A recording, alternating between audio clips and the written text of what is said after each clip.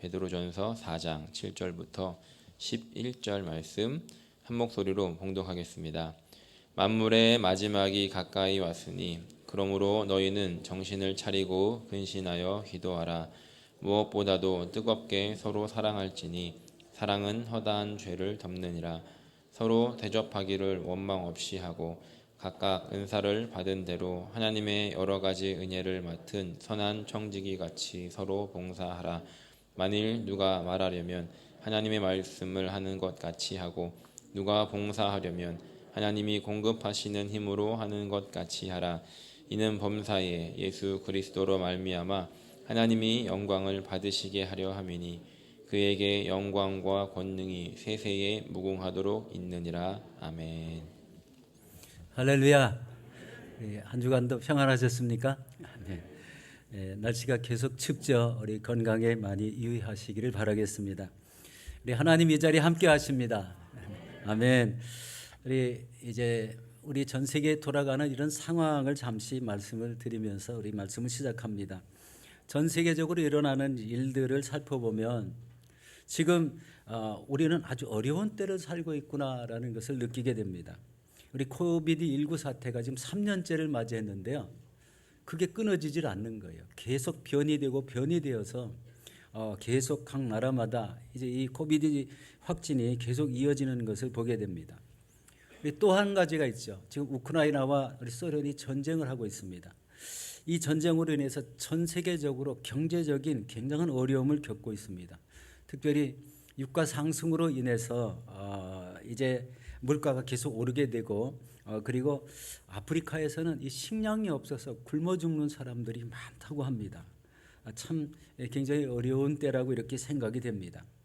지금이 바로 전 세계적으로 어려운 때이고 그리고 이 시대를 주의 깊게 관찰할 때라고 이렇게 생각합니다. 우리 베드로전서를 보면은요, 때에 대한 이야기가 여러 군데 나오고 있습니다. 우리 베드로는 바로 네로 황제의 핍박으로 인해서 사방으로 흩어진 나그네들에게 이 거듭남의 산 소망을 가질 것을 말씀합니다. 그러면서 베드로전서 1장 5절에 이렇게 말씀합니다. 너희는 말세에 나타나기로 예비하신 구원을 얻기 위하여 믿음으로 말미암아 하나님의 능력으로 보호하심을 받았다고 이렇게 말씀합니다. 여러분, 이 말씀은 무슨 말씀입니까? 바로 말세 때 구원의 완성이 될 때까지 하나님의 능력으로 보호해주고 계신다는 것입니다. 이렇게 다른 말로 하면 하나님께서 내가 너를 우리 보호해주고 있어, 지켜주고 있어, 이런 말씀입니다. 그 다음에 우리 베드로전서 1장 20절에 보면 이렇게 말씀합니다. 그는 창세전부터 미리 알리신 바 되신이나 이 말세에 너희를 위하여 나타나신 바 되었으니라고 말합니다. 말세 때 너희를 구원하시기 위해서 우리 부활의 증거를 나타내 주셨다. 예수님이 부활 승천하시기 전에 바로 많은 사람들에게 보게 하셨다. 앞으로도 예수님이 다시 오실 것을 보게 하신다는 이런 의미의 말씀입니다. 여러분, 코로나가 위협을 해도 또 전쟁이 일어나도 경제적인 압박이 와도 또 하나님께서는 저와 여러분을 지켜 보호해 주십니다. 믿으시기 바랍니다. 할렐루야. 오늘 본문의 시작은 만물의 마지막이 가까웠다고 말씀하고 있습니다. 여러분, 만물의 마지막 때에 성도는 어떤 믿음을 가져야 될까요? 바로 첫 번째로 정신을 차리고 근신하여 기도하라고 말씀합니다. 우리 베드로전서 4장 7절 말씀입니다. 함께 보겠습니다. 만물의 마지막이 가까웠으니 그러므로 너희는 정신을 차리고 근신하여 기도하라. 이런 만물이 마지막이 가까웠다는 것은요, 그럼 긴장감이 생기잖아요. 만물의 마지막이라니까 내가 어떻게 살아야 되는가, 이런 긴장감, 텐션이 이렇게 생깁니다. 이때 나를 돌아보면서 온전함을 갖추라는 이런 경고의 메시지가 마지막 때라는 말씀입니다. 세상 사람들은 이런 경고를 받아도 그 마음속에 변화가 없습니다. 그게 무슨 소리인지 관심이 없고 그리고 그런 것을 농담으로 우리 여긴다는 거예요. 우리 창세기 19장에 보면은요, 우리 롯의 그 사위들에게 우리 하나님께서 이 성을 멸하실 터이니 너희들은 빨리 떠나라고 하는데 그 사위들은 뭐라고 그랬어요? 농담으로 여겼더라. 그런 것이 나에게는 이루어지지 않겠다는 겁니다. 그런데 실제적으로 어떻게 됐습니까? 우리 소돔성이 우리 유황불비로 불타게 되었어요. 여러분, 그러나 믿는 성도들은요, 긴장을 하며 또 정신을 차려 기도해야 될 때라는 거예요. 정신을 차리라는 게 무슨 뜻입니까? 상황이 급박하다는 겁니다. 그리고 고난이 임박한 것을 깨닫고 정신을 차리라는 거예요. 그런데 이 정신을 차리고 근신하여 기도하는 사람은 얼마나 될까요? 예, 이게 관건이죠. 여러분 자신이 기도의 자리에, 기도의 장소에 앉아 있으셔야 돼요. 그 하루 종일 앉아 있을 수는 없지만 기도하는 시간이 정해져 있다면 우리 그 사람에게는 하나님의 인도하심이 뚜렷하게 될 줄로 믿습니다. 그런데 이 베드로에게는요, 이 뼈아픈 한 사건이 있습니다. 기억이 있죠. 예수님께서 겟세마네 동산에서 기도를 하시는데요, 베드로와 그리고 같이 갔던 야고보와 요한이 그만 예수님 기도하시는데 잠을 자고 있었어요. 우리 마태복음 우리 26장 40절 41절에 이렇게 말씀합니다. 함께 보겠습니다. 제자들에게 오사 그 자는 것을 보시고 베드로에게 말씀하시되 너희가 나와 함께 한 시간도 이렇게 깨어 있을 수 없더냐. 시험에 들지 않게 깨어 기도하라. 마음에는 원이로되 육신이 약하도다 하시고. 여러분, 예수님께서 나와 함께 한 시간도 이렇게 깨어 있을 수 없더냐라고 반문하십니다. 지금 그 말씀이 우리에게 주어지신다면 여러분은 뭐라고 할까요? 저 기도하고 있습니다, 하나님. 이렇게 하시는 분은 우리 하나님의 은혜가 더 많을 줄로 믿습니다. 기도하라는 그런 말씀이죠. 시험에 들지 않게 깨어 기도하려면 여러분 이 거룩한 기도의 습관이 있어야 되는 것을 잘 압니다. 정해진 시간에 나와서 기도하는 습관, 또 자신의 집에서 이 기도의 제단이 있는 분들이 있어요. 이런 분들은 기도하는 것을 통해서 하나님과 늘 교통하게 합니다. 큰 축복이 무엇인지 아십니까? 하나님과 대화한다는 거예요. 교통한다는 거예요. 기도의 중요성이 바로 이거지 않습니까? 여러분, 하나님 앞에 나간다는 거는요, 자신의 결단이 없으면 절대 이루어질 수가 없습니다. 그런데 결단이 일어나면요, 그때부터 기도의 자리가 생기게 되지 않습니까? 기도의 자리. 제가 이제 우리 저쪽 위쪽에 우리 지역을 맡았을 때 지역 단합 예배를 인도한 적이 있어요.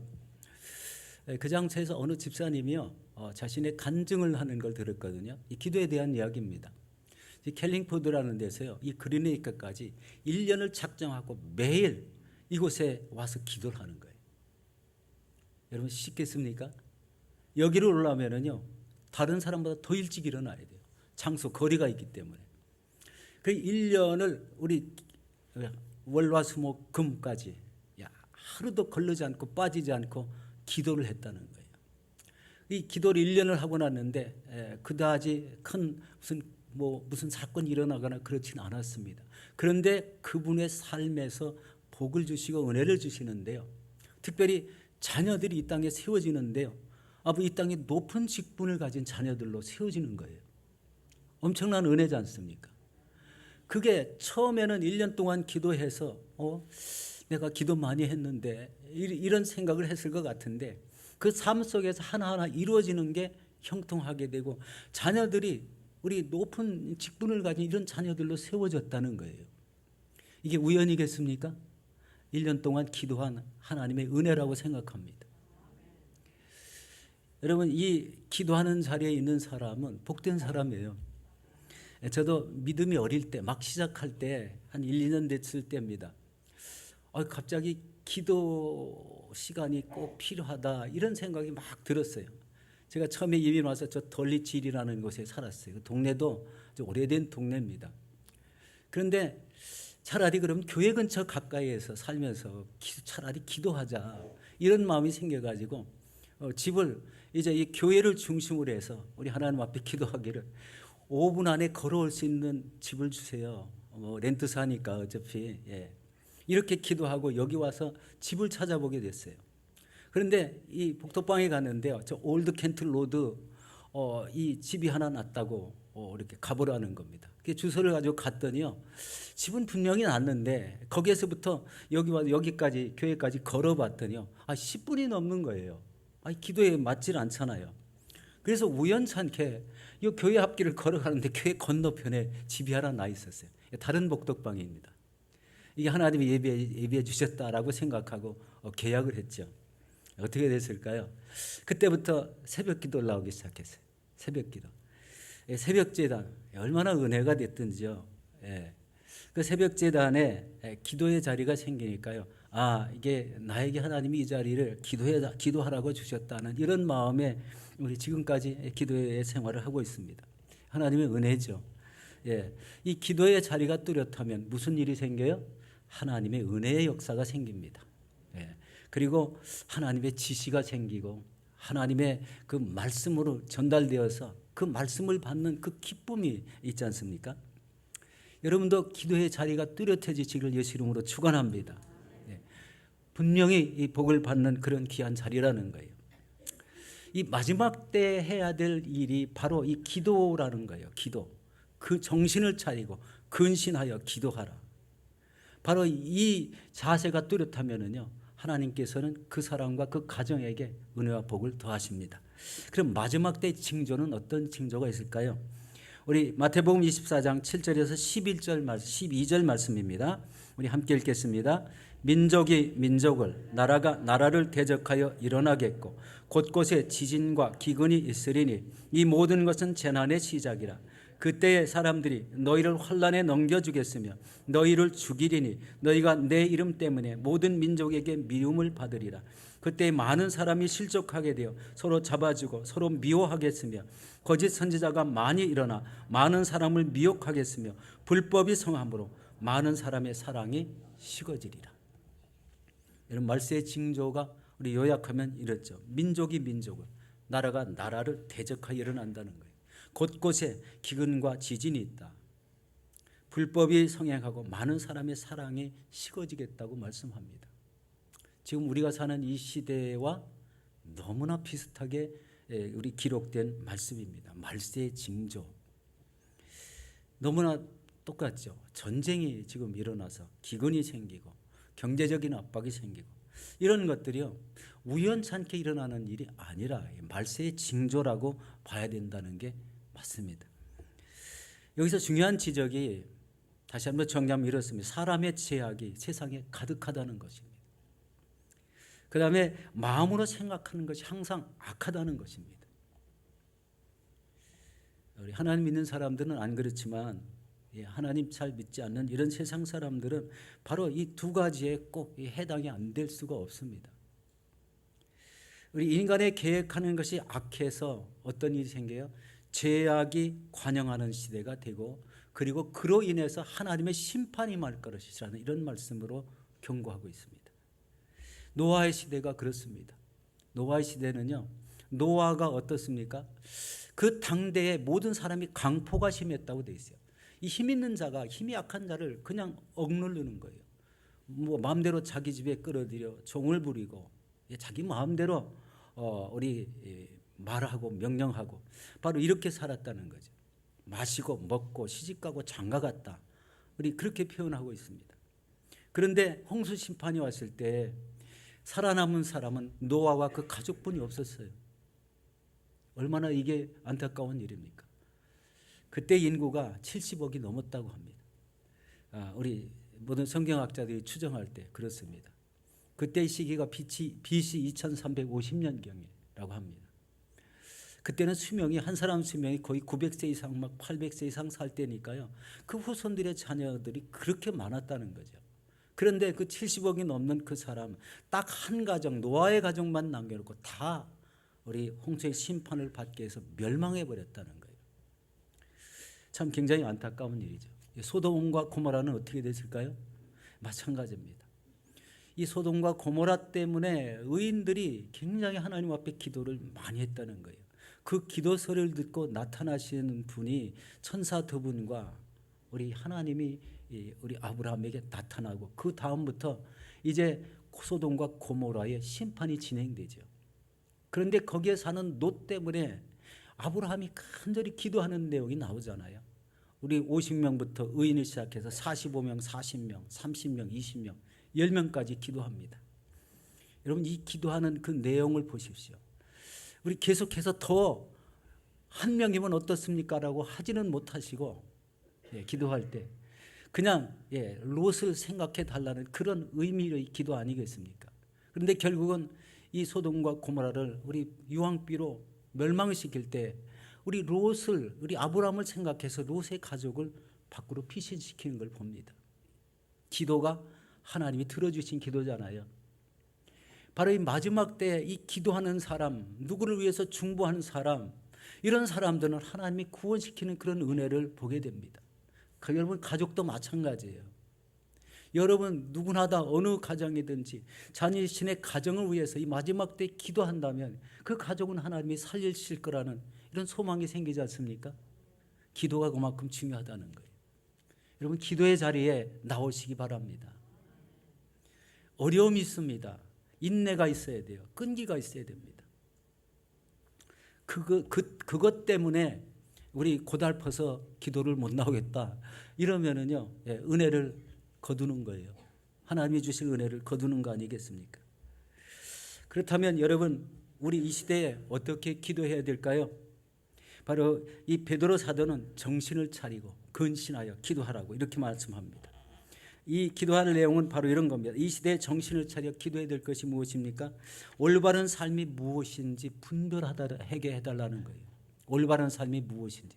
하나님의 말씀으로 행하는 사람은 행하는 삶이 모두 다 올바릅니다. 바로 올바른 삶이 무엇인지 분별하게 될 때 우리의 행동도 올바름으로 우리 행동이 일어날 겁니다. 세상의 말로 막 이렇게 나쁘게 얘기하고 뭐 쌍스럽게 얘기하고 자신의 논리를 주장하고 이런 게 아니잖아요. 하나님 말씀에 비춰보면 이게 아니다 싶으면 행동을 끊는 겁니다. 이게 분별하는 겁니다. 그리고 이 땅에 전쟁이 없어야 됩니다. 우리나라 6.25를 겪은 이런 나라지 않습니까? 그때 우리나라가 어떻게 됐죠? 수많은 사람들이 죽었지만 모든 삶의 터전이 다 파괴된 적이 있었습니다. 지금 참 우리나라가 기적같이 일어나는 건 하나님의 은혜 때문이라고 생각합니다. 우리나라의 그때 당시에 이 믿음의 열풍, 하나님을 의지하는 이런 신앙생활을 했기 때문에 우리나라가 지금까지 일어난 그 하나님의 은혜의 역사 속에 일어난 것은 기적적이라고 생각이 됩니다. 여러분 불법이 성행하지 못하도록 기도해야 됩니다. 전 세계적으로 이 동성애가 퍼져나가고 모든 나라 사람들이 그것을 당연한 것으로 여기는 이런 풍조가 생기기 시작했어요. 이게 얼마나 안타까운 일입니까? 동성애가 남자가 남자끼리 여자가 여자끼리 있을 수 없잖아요. 하다못해 우리 동물을 상대로 우리 나쁜 악행을 하는 이런 것들은요, 그게 하나님 앞에 지으신 법칙에서 다 어긋나기 때문에 진노를 당할 수밖에 없다는 거예요. 그런데 그것을 법으로 제정하고 당연하게 여긴다는 것은 있을 수가 없는 일이잖아요. 기도할 때 바로 이런 것이 일어나지 않도록 기도해 주셔야 됩니다. 그리고 서로 사랑하는 세상이 되길 위해서 기도해야 됩니다. 이 서로 사랑이란 말 얼마나 아름답습니까? 서로 사랑해야 된다. 우리 사랑할 수 없다면은 하나님의 그 우리를 사랑해서 죄악에서 건져주신 그 은혜를 생각하면 미워하는 사람이 없어야 됩니다. 서로가 유대관계를 온전히 갖추면서 서로 사랑하는 이런 세상이 될 때 하나님의 큰 은혜가 임하게 될 줄로 믿습니다. 또 온전한 하나님의 백성으로 살아가기 위해서 자신이 늘 노력해서 그런 기도를 끊임없이 이어져야 합니다. 또 다른 게 중요한 게 하나 있습니다. 육체의 남은 때를 하나님의 뜻으로 살아가기 위해서 기도해야 됩니다.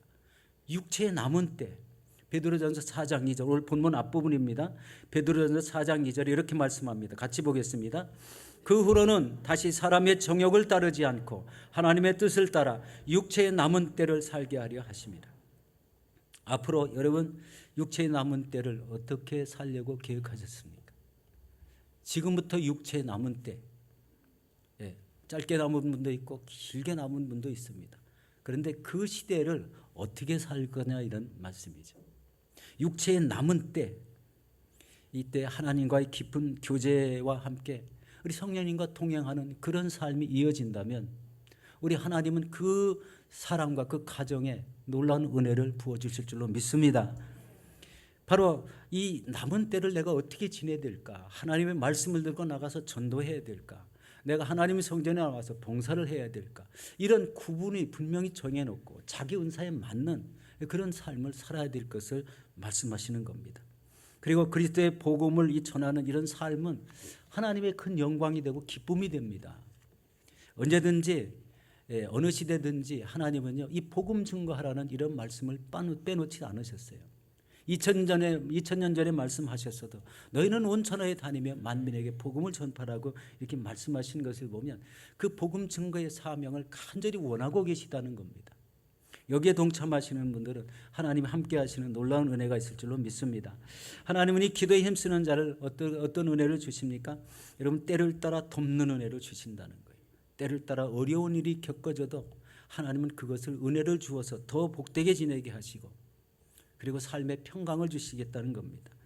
지금 이 때가 어느 때인지를 분별하게 하는 은혜를 주십니다.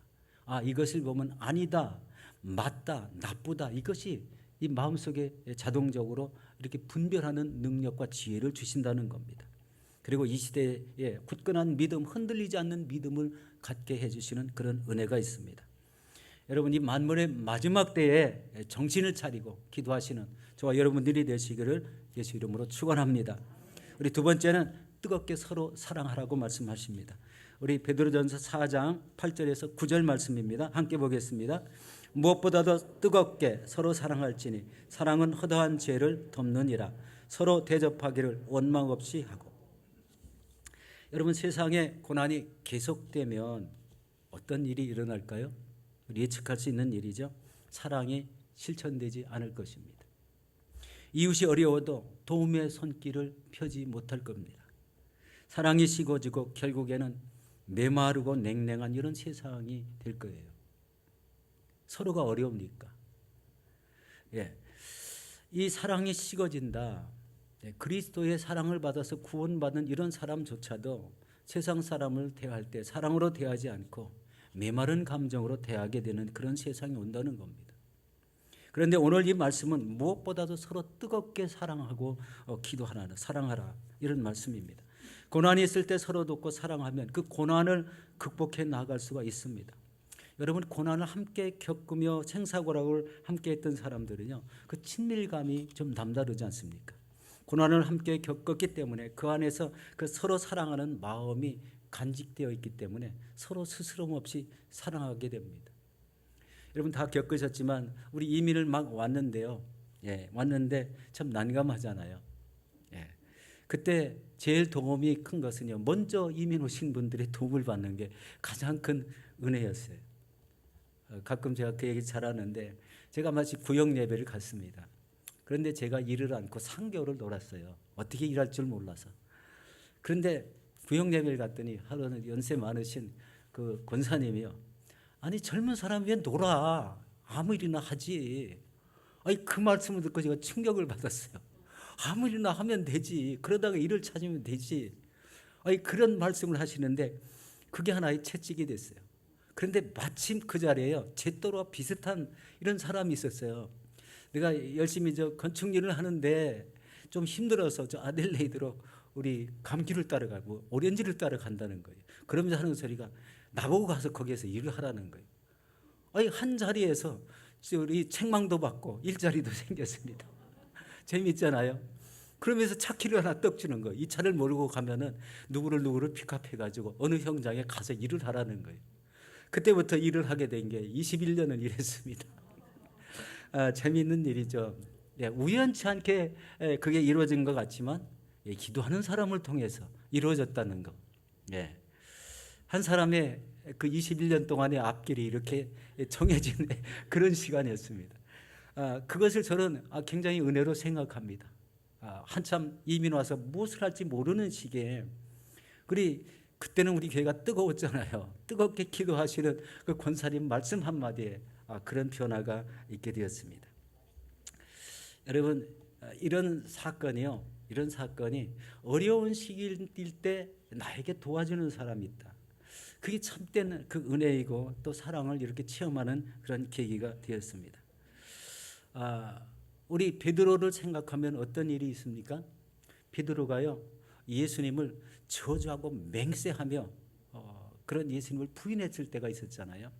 그런데 그런 부인을 생각하며 부인하고 거부했던 그런 모습이 이 마음에 이놈하고 이렇게 딱 만나기도 싫은 놈 이렇게 하지 않았다는 거예요.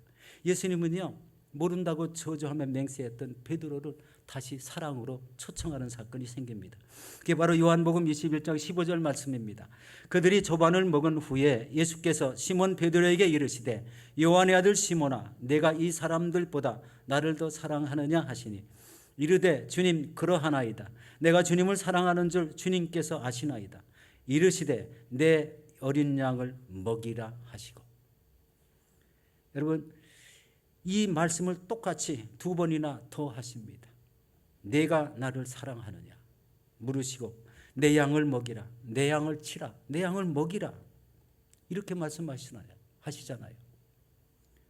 베드로가 예수님을 부인한 베드로, 예수님은 그것에 대해서 그렇게 악한 감정이 아니라 사랑으로 보듬었다는 거예요. 그리고 너는 내 일을 하라는 이런 말씀을 받게 됩니다. 그럼 그 이후에 어떻게 됐습니까?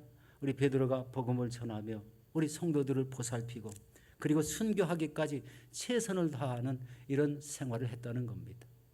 하나님께 잘못했음에도 불구하고 그것을 사랑으로 품어주신 귀한 역사가 자신의 몸을 아끼지 않고 우리 하나님의 일을 감당하는 그런 사람이 되었다는 겁니다. 베드로가 이제 로마에서 사역을 할 때 네로의 박해를 받게 됩니다. 크리스찬들이 잡혀가서 우리 엄청난 순교를 당하는데요. 이 믿는 사람을 잡아다가 크다는 원형 경기장 안에 잡아놓습니다. 그리고 굶주린 사자를 막 풀어놓는 거예요. 여러분 상상하면 어떻습니까? 여러분 동물에게 찢겨 죽는 아픔을 겪게 하는 거예요. 예수 믿는 그 예수의 이름 때문에. 이제 성도들이 핍박받고 사방으로 다 흩어지는 그때에 로마 성도들이 이 교회 지도자인 베드로만큼은 살리자라고 해서 피신을 시키는 그런 역사가 있었죠. 베드로가 캄캄한 밤에 로마 남서쪽 이 산기슭으로 막 이렇게 올라갑니다. 도망하고 있는데 그 위쪽에서 한 사람이 내려오고 있었습니다. 베드로는 올라가고 그 사람은 내려오고 이렇게 서로 비껴 지나가는 그때 베드로가 예수님의 그 못장난 손을 보게 됩니다. 서슴없이 뒤돌아서서 이렇게 말합니다. Quo vadis Domine, 주여 어디로 가시옵나이까. 이때 주님은 이렇게 말씀하십니다. 내가 버리고 나온 저 로마 성도들 위해서 내가 간다. 이 말씀을 듣고 베드로가 즉시 로마로 다시 뛰어들어갑니다. 그래서 하나님의 이 사랑의 복음, 예수 믿으면 구원을 받는다는 이 복음을 전하다가 잡혀서 어떻게 됐습니까? 바로 십자가에 거꾸로 달려 순교하는 그런 역사를 맞이하게 됩니다. 참 우리 순교를 당하는 것은 안타까운 일이지만 자기의 생명을 아끼지 않고 하나님이 주신 사명을 감당했다는 거예요. 여러분 예수님은 이 세상의 모든 죄를 감싸 안으시는 이런 큰 사랑을 가지고 계십니다. 이 마음이요. 우리 모든 죄인을 감싸 안으시는 그런 마음을 가졌다는 거예요. 우리도 주님을 본받아 서로 뜨겁게 사랑하시기를 예수 이름으로 축원합니다. 우리 세 번째 마지막입니다. 선한 청지기 같이 서로 봉사하는 것입니다. 우리 베드로전서 4장 10절에서 11절 말씀입니다. 우리 같이 보겠습니다. 각각 은사를 받은 대로 하나님의 여러 가지 은혜를 맡은 선한 청지기 같이 서로 봉사하라. 만일 누가 말하려면 하나님의 말씀을 하는 것 같이 하고 누가 봉사하려면 하나님이 공급하시는 힘으로 하시는 같이 하라. 이는 범사에 예수 그리스도로 말미암아 하나님의 영광을 받으시게 하려 함이니 그에게 영광과 권능이 세세에 무궁하도록 있느니라. 아멘. 여러분 각각 은사를 받은 대로 하나님의 여러 가지 은혜를 맡은 청지기 같이 봉사라는 이런 말씀을 하고 있습니다. 우리 유명하신 선교사님 한 분을 소개해 드립니다. 강원희 선교사님. 그분은요 아주 병원을 운영해서 아주 병원이 잘 나가게 됐습니다. 그런데 어느 날 결정을 하는 거예요. 그 병원을 다 정리하고 저 네팔 우리 히말라야 산 그 근처로 우리 선교를 결정합니다. 그런데 이 강원희 선교사님은요 이런 마음을 가졌어요. 그 젊을 때 혈기가 많을 때가 아니고 내가 나이 많아서 아무것도 행하지 않는 아주 가운데 토막에 한참 우리 하나님을 위해서 일할 그때에 내 이 생명 내 삶을 다 하나님 앞에 드리자 이런 결단을 했다는 거예요. 엄청나게 중요한 일 아닙니까? 세상적으로 잘 나가고 운영하는 병원도 잘 되고 죄송합니다. 이런 귀한 삶 속에 우리 결단하는 것이 내 삶을, 내 가진 은사를 하나님 앞에 드리겠다는 거예요. 그래서 이제 가자마자 병원을 차렸습니다. 그리고 먼 곳에 우리 진료를 해야 되는데 우리 병원에 오지 못하는 사람을 위해서 이동 진료도 했습니다. 때로는 우리 병원을 환자를 치료하다 보니까 어떤 일이 생겼냐면 피가 막 필요한데 우리 피를 뽑아 우리 헌혈할 사람이 없으니까요.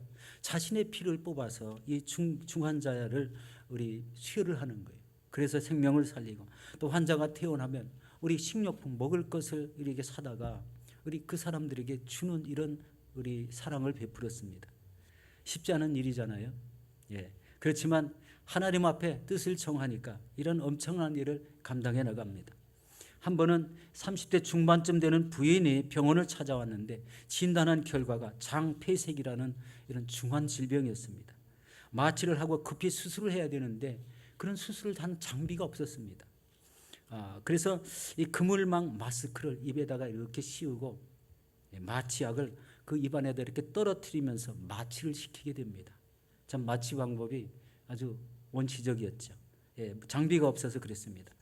위험한 것은 음식물이나 영유한 소와 액이 이 다시 폐에 들어간다면 이 흡인성 이런 폐렴이 되어서 순식간에 생명을 잃게 되는 그런 우리 환경이 조성되어 있어요. 그 환자에게. 그러니까 이 급성 이런 폐렴이 오면은 금방 사망할 수 있는 그런 환자였습니다. 그런데 수술이 거의 다 끝나갈 무렵에 바로 환자가 구토한 오물이 그냥 폐에 들어가 버리고 말았어요. 더 이상 손쓸 우리 시간이 아니었어요. 우리 맥박을 재보니까 맥박이 130 이상을 뛰는 거예요. 그리고 혈압은 60 아래로 떨어져 있고 이제 도저히 하나님이 아니면 살릴 수 없다는 이런 판단을 하게 됐습니다.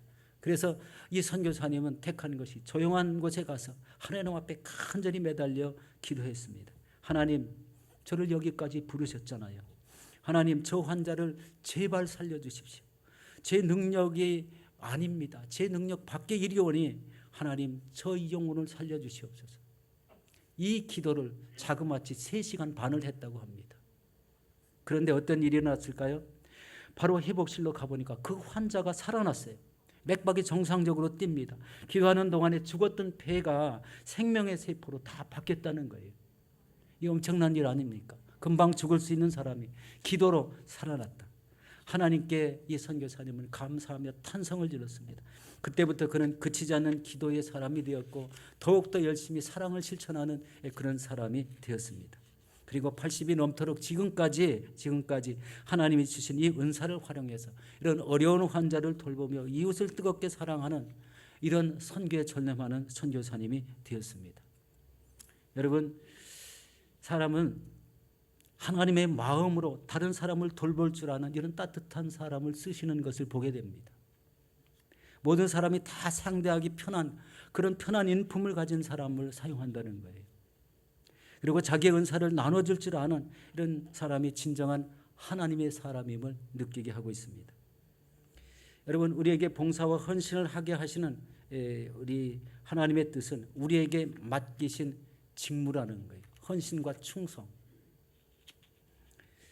우리 헌신과 충성이란 말을 생각할 때 우리 고린도전서 4장 1절 2절에 보면요, 우리 하나님의 일꾼에 대한 말씀이 나오잖아요. 일꾼은 충성해야 된다, 헌신해야 된다는 말씀이죠. 그런데 그 일꾼이라는 뜻이요, 배 밑에서 노젓는 사람이라는 뜻이 있어요. 그러니까 우리 노예가 우리 배너 영화에 나왔던가요? 그 영화에 보면은요, 이 노예가 배 밑에서 우리 전쟁을 군인을 탄 이 배를 노를 젓고 있습니다. 이쪽에서 10명이 노를 젓고 이쪽에서 10명이 노를 젓고 이 노를 열심히 지어오면은 배가 곧장 가는 거예요.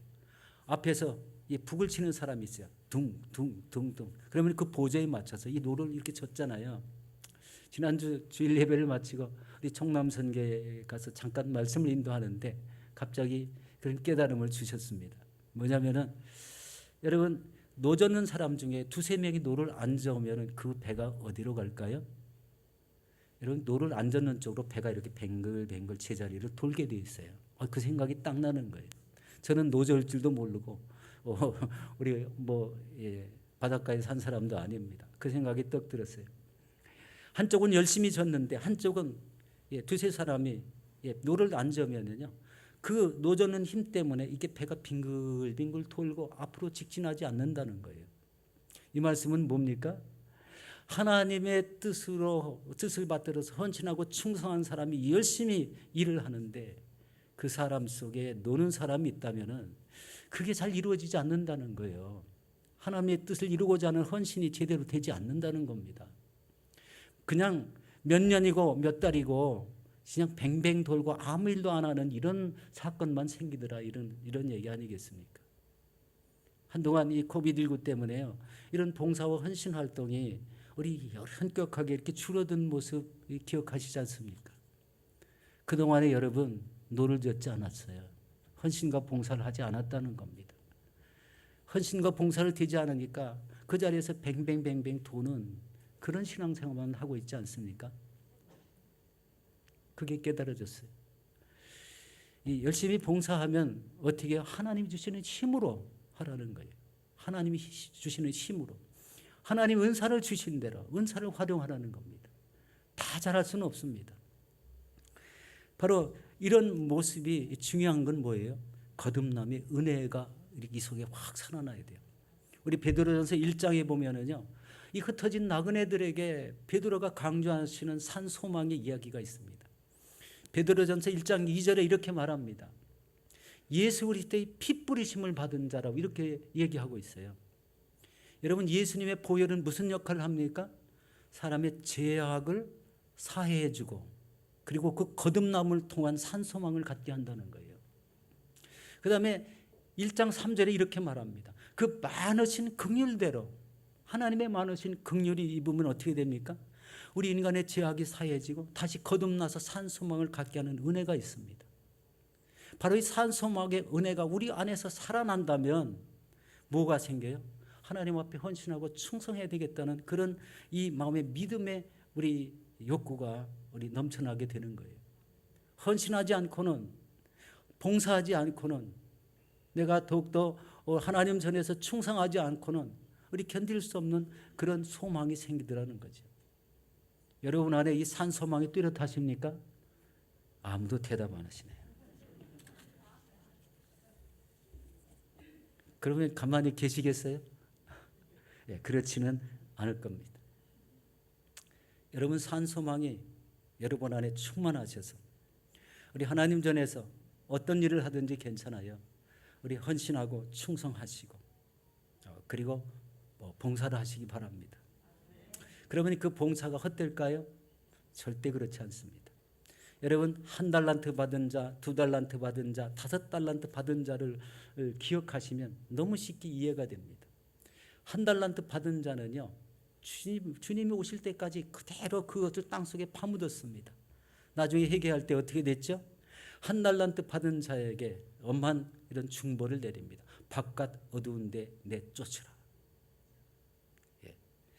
그런데 2달란트, 5달란트 받은 사람은 어떻게 되세요? 갑절로 남기게 되세요. 갑절로.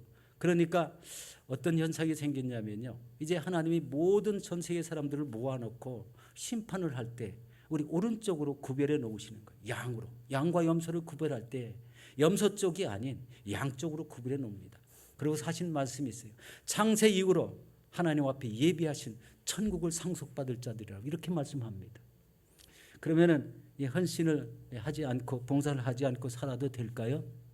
아무 일도 안 하면 뱅뱅 도는 그런 신앙이 될 뿐만 아니라 우리 바깥 어두운데 쫓겨나면 안 되지 않습니까?